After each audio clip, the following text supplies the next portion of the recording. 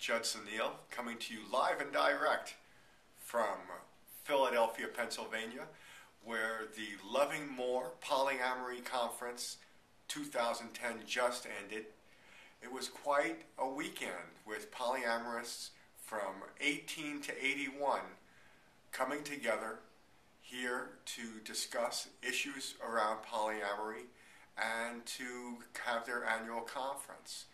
Fascinating weekend. It began on Friday night with Reed Mahalko giving the keynote address on what happens when polyamory becomes mainstream. And polyamory seems to be becoming more and more mainstream, as it's been in the news quite frequently now, with articles in Newsweek, in Time, in CNN, in the Boston Globe, and the New York Times Magazine, as people have become more frustrated with their monogamous married relationships.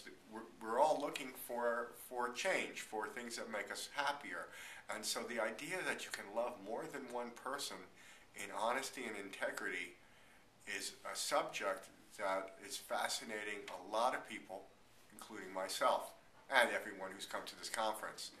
Other really interesting subjects, things that came up, were a whole thing about the rise and decline of monogamy given by Curtis Bertrand, who's a sociology professor at the University of Kentucky, who talked about how monogamy came to be in the Western civilization, and it's really rather recent, and why it seems to be failing and how it's showing itself to be failing.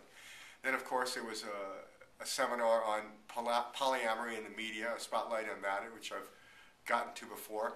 Another one on poly etiquette.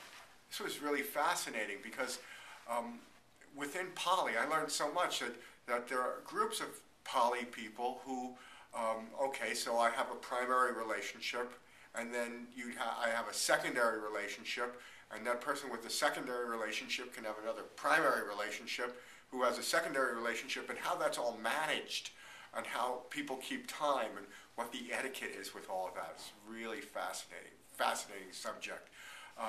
Then there was issues about intimacy, of course, polyamory and intimacy. And then this morning, I really enjoyed a seminar called The One and the Many by Eric Francis, who is an astronomer. And he brought up a fascinating question, which is there really a difference between people who are into polyamory and people who are into monogamy? Or is it really the same people, only with the difference being in the ethics of it? I'm starting to really believe this, that all of us are attracted to other people. We have the people we love, and there are other people who we might love, or we think we might love, or we know we're at least attracted to.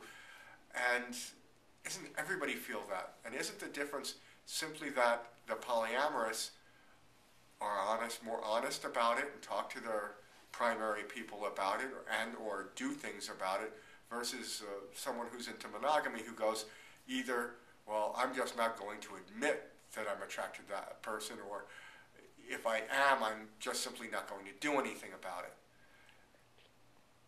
Anyway, this was a fascinating weekend, and coming up next is the Polyamory Leadership Conference, which we'll be attending starting tonight for the next day and a half.